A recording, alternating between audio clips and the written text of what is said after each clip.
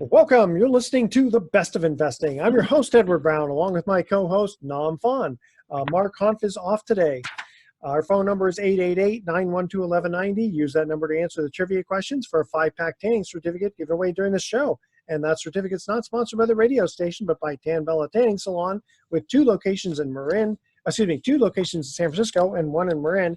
And now that I guess we've gone COVID to an orange tier, it'd be a good time to use them because those certificates are worth over $100. And today's trivia theme is general trivia. Now today we have a special guest who's been on a couple of times before, Gary Schlossberg, global strategist from Wells Fargo Investment Institute. I'm going to read just a little bit of his bio here.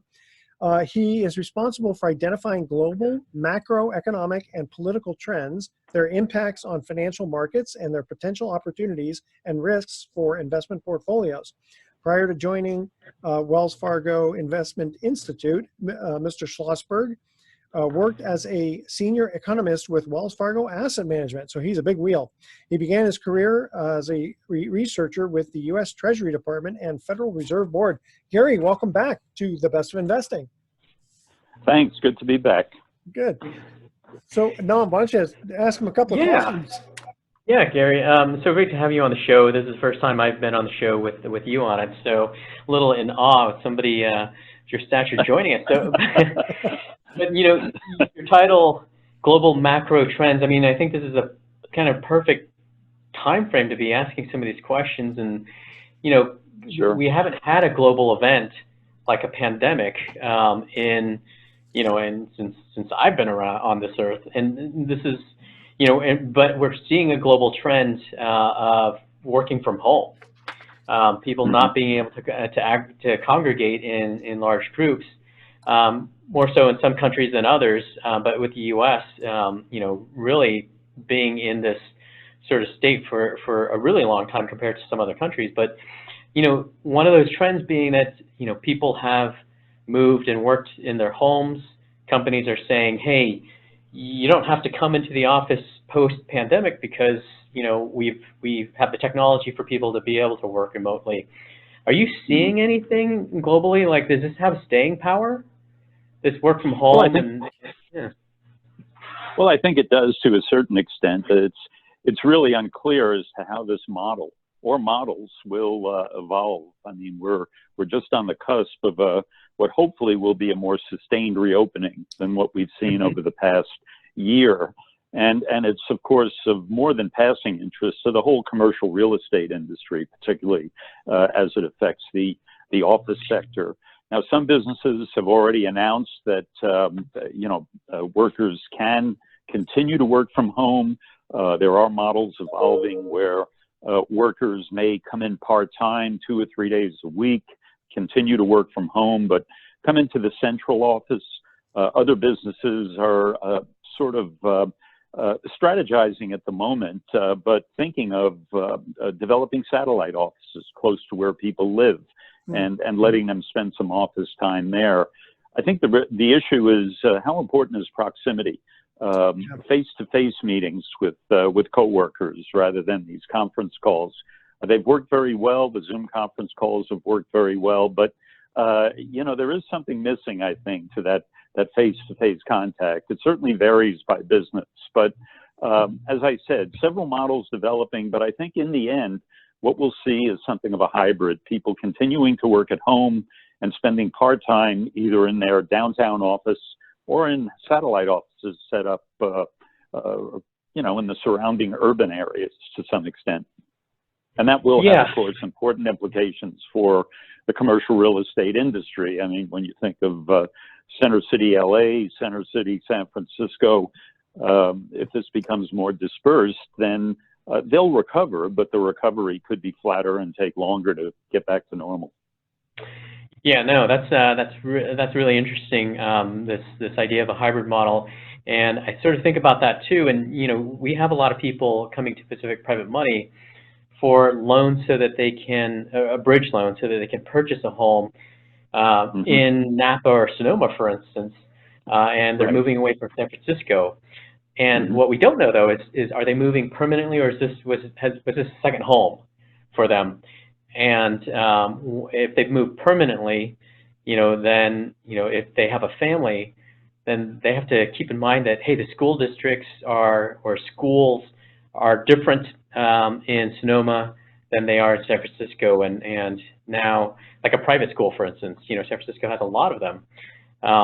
Will people now reconsider moving back because maybe the school district isn't as good for their kids' education in Sonoma County or Napa County, or and will they reconsider moving back to San Francisco for situations like that, where others who are younger, millennials, don't have families yet, they may just move permanently back closer to where they grew up because they can work remotely.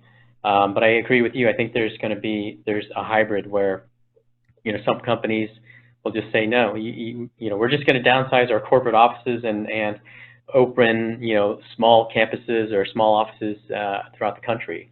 But we miss out here at Pacific Private Money the face-to-face meetings with our teams, because I think we've lost some efficiencies in not being able to turn to the next to the person in the cubicle next to you and ask them a question.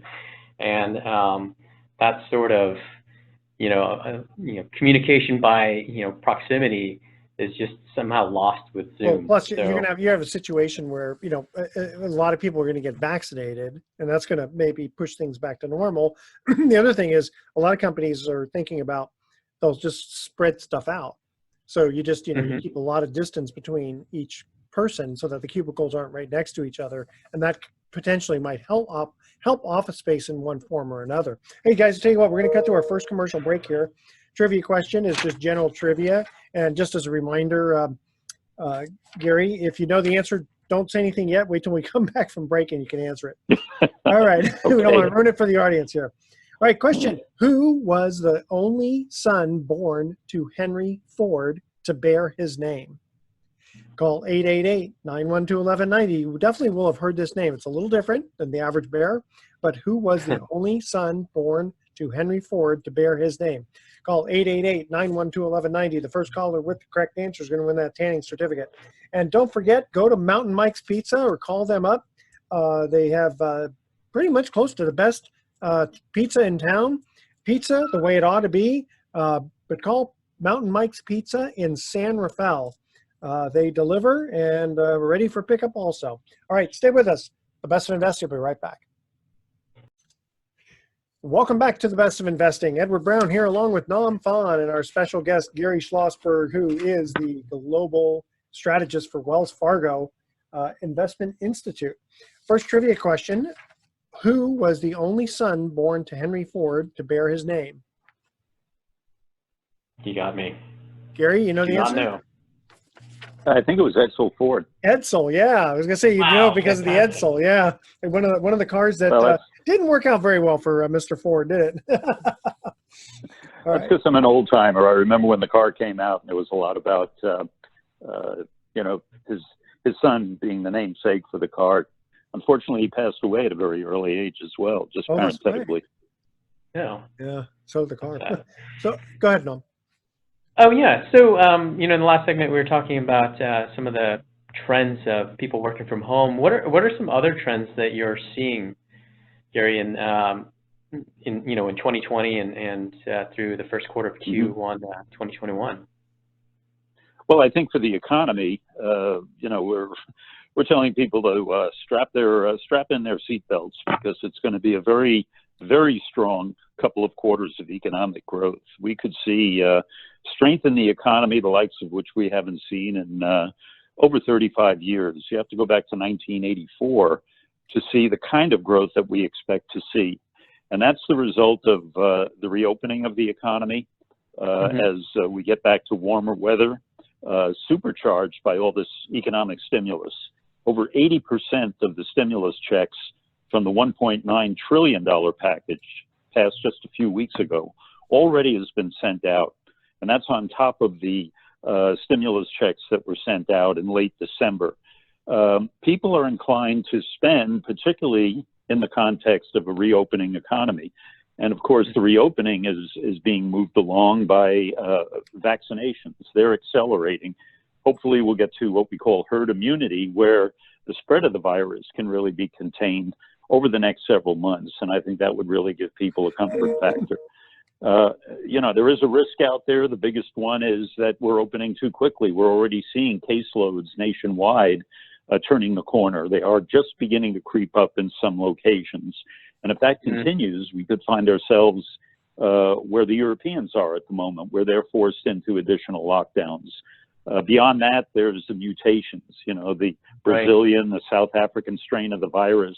It looks like these vaccines are effective to some extent against those mutations, but we're really in a race against time, because the longer this extends, I don't want to sound like Dr. Fauci. I'm just parroting what the gentleman has said with a similar accent, I might add. We both grew up in Brooklyn, New York, but that's another story. So there are risks out there, but I think the bottom line is very powerful economic growth. And there are concerns that go along with that. If growth is that powerful, is inflation going to go up? Are interest rates going to go up? They already have.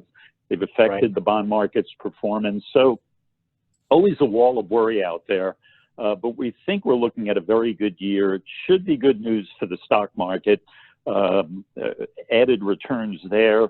There are things going on around the globe. I don't know if you want me to get to that now, or if you have any follow-up on the economy.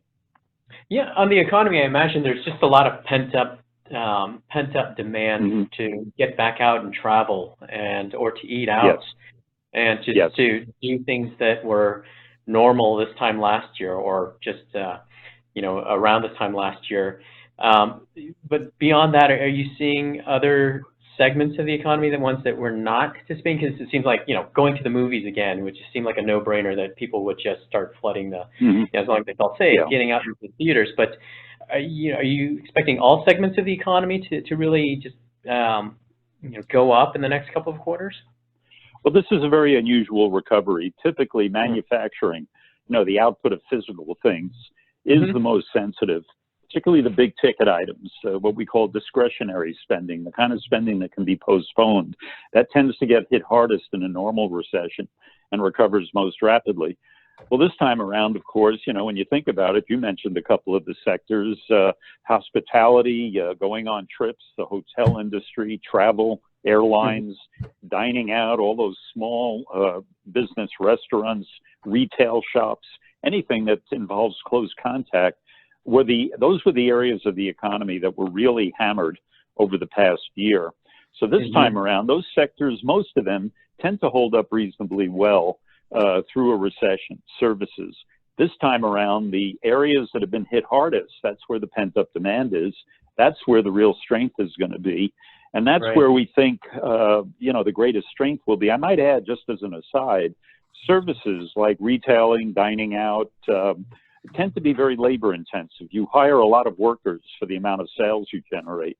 So the hope is that these 9.5 million unemployed that are still out there will absorb them far more quickly than we normally would during an economic recovery centered on manufacturing, which doesn't tend to be as labor intensive. So kind of a silver lining there, we hope, that we'll expect to see over the next several months. The unemployment rate coming down a bit more rapidly. And the like. But, the issue, one of the issues there, much like commercial real estate, is how quickly are people going to go back to the old way? Is it going to be something of is the needle going to move midway, dining out a bit less, eating at home a bit more? Health clubs, are you going to rely totally on them? You're going to spend some of your time at home. So a lot of unanswered questions, but the general pattern, I think, we're pretty comfortable with. Services led. So are you not expecting a double dip or just a recession forthcoming? No, not anytime soon. You want to be careful about being complacent. If we do have a recession, the most likely known unknown at this point, if you will, is, as I said, the pandemic resurfacing, similar to what we had at the turn of the year, lockdowns increasing again, really disrupting the economy. But the big difference this time is a heck of a lot more people are inoculated, and we're really ramping up now, accelerating these vaccinations, supplies increasing. Here in California, it was just announced today that people 50 and over are going to be eligible now for the vaccine. So expanding the base and that has to help in containing the virus, which right now seems to be the biggest risk. The other big risk is that with very strong economic growth, you see this inflation picking up speed, even if it's temporary, which we think it would be, but investors reacting to that and demanding a higher interest rate as they have so far over the past month or so. And that increase accelerates, and that's not good news for bonds, and to some extent, not good news for stocks either. But that to us is more of a risk. Yeah. Hey, Gary, we got to cut to another break. Yeah, because I was going to ask you about that, because interest rates, the Fed says they expect to keep them low for quite a while. But all right, let's go to this, our next trivia question here. Who was abducted by the Symbionese Liberation Army in 1974? Very famous case. Call 888-912-1190. First caller with the correct answer is going to win that tanning certificate. Stay with us. You are listening to The Best of Investing. We're going to be right back. Welcome back once again to The Best of Investing. I'm Edward Brown, your host, along with Nam Fon, because Mark Hanf is off today. And our special guest, Gary Schlossberg. Second trivia question. Who was abducted by the Symbionese Liberation Army in 1974? Nam. Nam, that's me. Yes. Patty Hearst. Patty Hearst, that is correct. Yeah. Yeah. She ended up kind of joining their side, I guess the old Stockholm Syndrome or something, right? Yeah. So Gary, who is the global strategist for Wells Fargo Investment Institute. So it's interesting, you're mentioning in the last segment about inflation starting to pick up, bond prices getting hit because of that. But yet the Fed has said that they want to keep the interest rates pretty much stable for the next 2 years or foreseeable future, didn't they? Yes. So how does that all kind of... Fed has the most... Yeah, go ahead. My question is basically, how does that all kind of fit together? Because if they claim that interest rates, that they're not going to raise interest rates, what's going on? Well, they have the most control over short-term rates.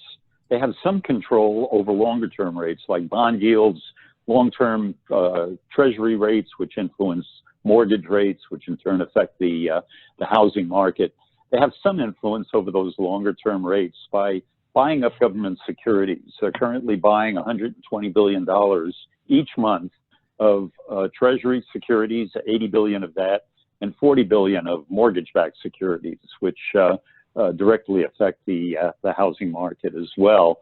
The problem is that if they can hold short-term interest rates down, but if investors who also help influence long-term rates feel that inflation is moving up and they want a higher interest rate, they can drive those interest rates higher. The Federal Reserve can only do so much to contain the rise in long-term rates.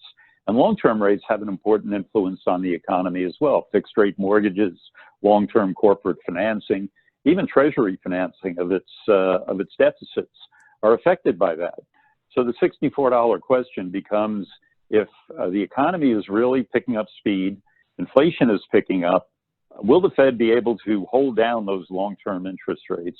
What we've seen so far are just modest increases. We're not talking about an explosion of interest rates by any means, but we could see more than what the Fed would like to see, and that could put the Federal Reserve in a difficult place. If it does nothing, and continues to pump money into the financial markets by buying up government securities, it could just add to concern about inflation, and investors could drive those rates higher. If it comes in and says it's going to be tapering, you've heard of taper tantrum, the market could look at that and say, well, the Fed's not going to be as supportive anymore, and that could drive rates up. So they're walking a fine line now, and the risk is that they box themselves into a corner. We don't think that's going to happen, but that is certainly one of the visible risks out there in the market. And I think at times the stock and bond market have been reacting to that. Interesting. And then lastly, you know, on the last segment, you're talking about a little bit about the global trends outside the U.S. or internationally. Is there something that is on the horizon that we should know about or that you're seeing? Well, I think the big concern is our relations with China. We just had a meeting, a high-level meeting between the two sides a week ago. It was very contentious. We've had trade issues with China, but now some of these geopolitical issues are getting wrapped up with that. Taiwan, South China Sea, Hong Kong, and that's straining relations even further. We're the two largest economies in the world, and so, you know, if that creates uncertainty in our relationship, because it is somewhat symbiotic. You know, China is a big market. It supplies us with intermediate goods to manufacture things. That could be very disruptive to the global economy. So I would say that's the big boulder at the moment. Relations with Russia, of course, seem to become more strained. On the positive side, though, our relations with Europe seem to be improving. The trade barriers that we had under the previous administration are being eliminated or lowered to some extent. So something of a mixed bag, but we should be keeping our eye on our relations with China. I think that could be the big mover down the road during the Biden administration. Yeah, that'll be interesting. A lot going on in its first 100 days, and sure, that's certainly kind of a tenuous situation with China. Well, that'll be interesting to see how that plays out. Anything else that you're seeing? Well, I think those are the big ones. Europe, you know, North Korea, of course, launching those missiles. That coincides with China. China's moving closer to North Korea as it moves away from the U.S., less concerned about its ties with that area. So that could enter into the Asia question. The Middle East is always an issue. Our relations with Saudi Arabia, the oil markets, what effect that might have. But at least at the moment, that seems to have receded. Although with, you know, these geopolitical issues, they always have a way of resurfacing when you least expect it. So I'm sure it'll be an interesting year, but for now, at least, most of the focus is on Asia, particularly North Asia. And you know, it's funny, Gary, I was going to ask you this question. Remember many, many months ago when the pandemic first started, oil went down to negative $37 a barrel for like an hour or something. How does that happen? I mean, because how does a price get negative for a commodity like that? Well, I think that was in the futures market, and I'm getting a little above my pay grade, but I think what happened was that for a short period of time, as you mentioned, bidding just simply dried up. And, you know, when you have that supply and contracts are closing, you can see a situation in which price is very rare, very unusual, but you can see a situation where prices turn very briefly negative. And I suspect it was more of a market phenomenon than, you know, a fundamental issue in the oil market. Clearly, the oil markets were weakening during the economy's free fall. But in the spot market, you would expect that there would be some bid at that price. I think it had something to do with the futures market. I mean, effectively, they're paying you to own the product. You know, it's like, I mean, I remember like Japan or Germany had a time of negative interest rates. And I just don't understand that. Someone's going to pay you to take their money? That just doesn't, I just don't get that's that. more enduring. Yeah, that's more enduring. It's in both Europe and Japan. I mean, there are trillions of dollars in securities out there. You know, the idea is that investors hope they can make money if, in fact, you know, they're buying at a certain price, even with negative interest rates, and that price goes up. In other words, interest rates become even more negative, and that would give them the opportunity to make money. In this environment, I think it's we're getting closer to the point where those rates are going to start to turn higher, even in Europe and parts of Japan, but there are still opportunities to make money with those negative rates. They have side effects for the banking industry and how individuals save versus spend, but that's a subject for another time, I guess. Wow. All right. Hey, Gary, tell you what, thank you so much for spending all this time with us. We don't have time to go to a break or to a trivia question. We'll answer that in the next one, or ask it in the next one. Gary Schlossberg from Wells Fargo Global Strategist. Thank you so much for joining us. Thanks, Ed. With us. Good luck, everybody. Thank you, Gary. Welcome back to The Best of Investing. I'm Edward Brown, along with Nam Phan. We had to say goodbye to Gary Schlossberg, busy guy at Wells Fargo, you know, doing all those global strategist stuff. He said something, it wasn't above his pay grade, or it was above his pay grade. I'm thinking, Gary, nothing's above your pay grade. That's right. You're supposed to know everything. All right. Nam, an email comes in for you. It says, why do you have more than one fund? Why do we have more than one fund? So the question is, why do we have more than one mortgage pool fund or mortgage debt fund, which is essentially a fund made up of loans primarily on residential real estate, and specifically to Pacific Private Money, it's primarily California real estate. And what is a mortgage pool fund, besides the fact that what I just mentioned is being made up of mortgages? In Pacific Private Money's world, they're real estate mortgages or real estate loans. And we make loans to people who are buying a home, oftentimes for their primary residence, or it could be a fix and flip property or a construction property or project. And in each of those situations, the borrower can be different. The first one is somebody who's buying it to live in. The second one is an investor type of buyer who is buying a home that they plan to rehab and then sell. And then the third one is somebody like a builder, an infill builder, as an example, who's borrowing money to build a property on a lot that they've acquired, or to tear down a property and rebuild.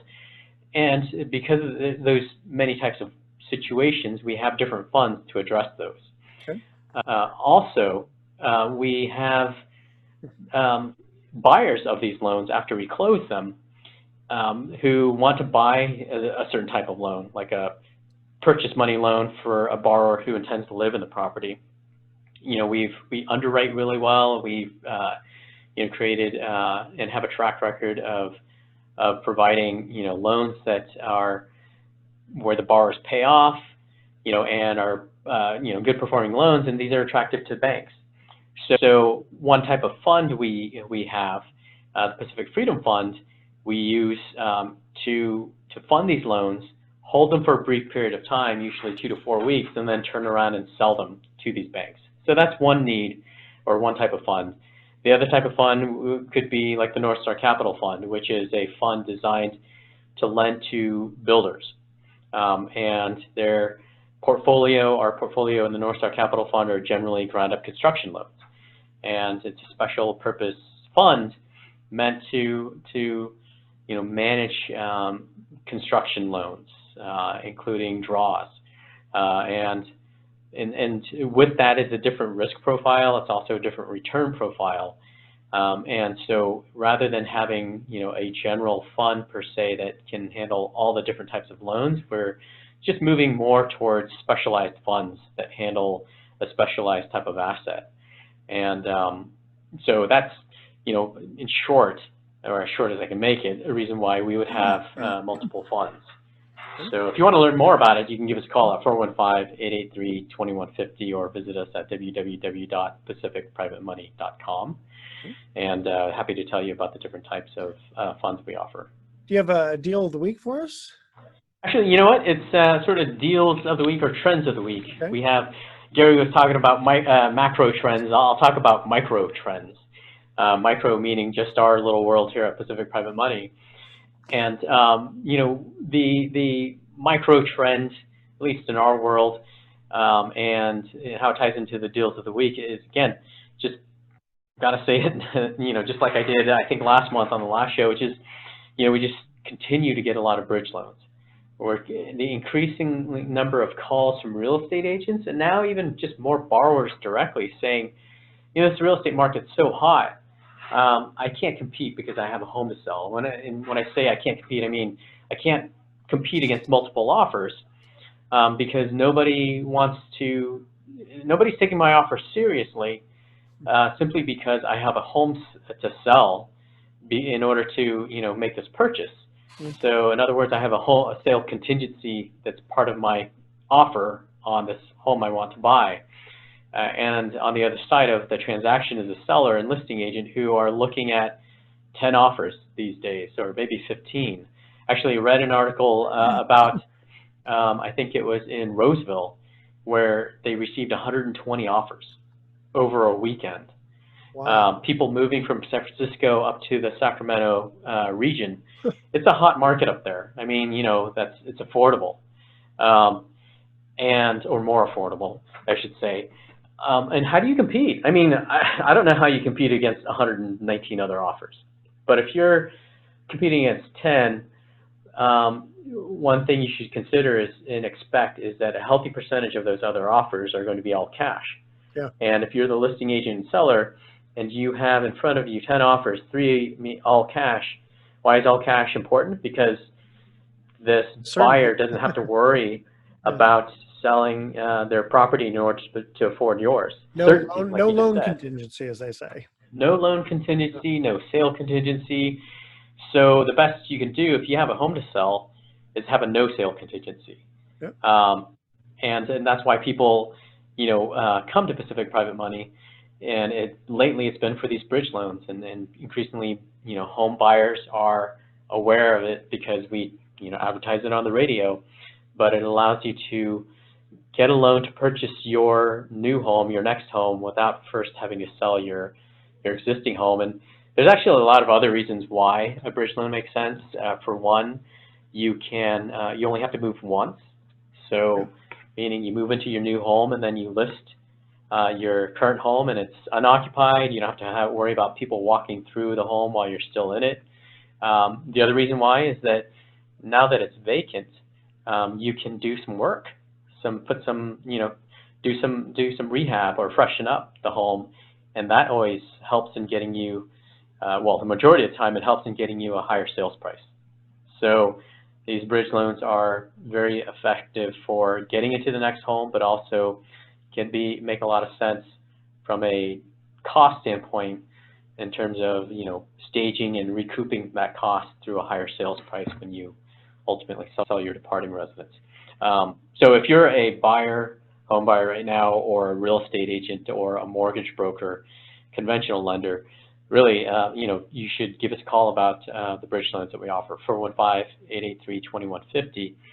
For mortgage brokers in particular, or conventional lenders, we're not competing against you for that loan, because our loan is short term. It's Plan B.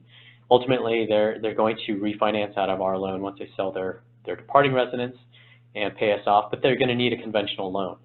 And that's where you come in and you get, we say we babysit that borrower for 4 to 6 months, and then you get the long-term refinance opportunity with that borrower. So give us a call again, 415-883-2150. And also, one last thing, I know we have a couple, 30 seconds maybe. It's a great way if you're a realtor to get somebody to list their property, because a lot of times they think, I can't sell my home because I don't know where I'm going to move to next. Yeah. And this allows them to say, hey, go find that other property first. Once you find the property you love, use a bridge loan, and then you'll be ready to sell your home versus the other way around. Good stuff. All right, here's our last trivia question. Who was the first Roman emperor? Call 888-912-1190. First caller with correct answers win that tanning certificate. Stay with us. The Best of Investing will be right back with some closing comments. Welcome back to the Best of Investing. Last time for today, I'm Edward Brown, your host, along with Nam Phan of Pacific Private Money. Third trivia question: who was the first Roman emperor? Excuse me. I do not know. Augustus Caesar. Okay, Nam, tell us a little bit more about the Freedom Fund or any events you have coming up. Yeah. So in the last segment, the email question came in. Why do we have different funds, or do we have different funds? And I mentioned the Freedom Fund, and the Freedom Fund, as I mentioned in the last segment or the segment before that, it's a fund that we use as a quasi line of credit, where we fund loans that we then hold for typically 2 or 4 weeks before we then turn around and sell to banks or institutional capital. And it's a fund that we've had now for over a year, a little less than a year, currently at about 18 million. And for investors who are sitting on idle capital, a lot of times our trust deed investors are in these scenarios where they got paid off on a trust deed and their money sitting in the bank collecting 0.01% interest. Well, the Freedom Fund could be a great option for you to park your money, earn a fixed 7% until the next investment opportunity comes up, and that you need to act on quickly. Quickly being, sometime in the next 30 days. With the Freedom Fund, we can redeem your capital fairly quickly, so that you can park your money in our fund for 3 months, let's say 4 months, 5 months, and earn 7%. And then when you need it, we can redeem you fairly quickly, so you can complete the transaction, an opportunity that comes up. So it's really opportunistic. And all of your funds, since we're close to tax time here, all of your funds qualify for Qubit, don't they? Yeah. So, tax time, and to our investors who are listening, our K1s should be out before the end of the month. We've been getting questions, and thanks for everyone's patience. But yeah, so if you haven't completed your tax return yet, number one, you have until what, May 17th or something like that? Yeah, somewhere around there. Check the IRS website first, disclaimer. But then, if you haven't completed your tax returns, talk to your accountant or advisor about the Qubit deduction, QBID, Qualified Business Income Deduction, where if you qualify, then you only have to pay or pay on 80% of the earnings. Sure. Is that correct, Edward? That is correct. Yeah, 20% of it comes off the top. You do have to qualify. I believe it's 315,000 of income or less. Again, check with your CPA for all the rules on that, but at least it's nice to know that your funds do qualify, because an individual deed of trust owned by an individual does not qualify. It has to be a pass-through entity. So it's kind of interesting why they make that law, but they do. Yeah, and it's been in place since 2018, so I think people still aren't completely familiar with it. It's not like you see it everywhere, but do take advantage of it. I mean, 20% savings right there is not a little bit. And then regarding the Freedom Fund, we are planning to have a webinar. Have not announced the date yet, but we want to, as our next meeting, Zoom meeting, we will be talking about the Freedom Fund. The last time we talked about the North Star Capital Fund. And actually, I wonder if this will be the last Zoom, and then maybe the next meeting afterwards will be in person. That'll be good. See everyone's face. Cross our fingers that we'll be able to see our investors face to face again soon. That'll be good. All right, we are going to cut out. Now today we have thoughts and puns for the day. So we'll start off with a thought for the day. Yeah. And this is the person who said this was Socrates. Falling down is not a failure. Failure comes when you stay where you have fallen. That's pretty good. I like that. And why? Now we're back to the puns. Why was the gardener so embarrassed? Why? Because he wet his plants. Jeez. And then lastly, I sold my homing pigeon to eBay for the 22nd time. That's funny. I like that. I thought you'd like that one. All right, to the audience, tune in next week to The Best of Investing. We'll be giving away more free prizes for answering trivia questions. Thanks for listening. On behalf of our team, I'm Edward Brown, wishing you the best of investing. So long. So long.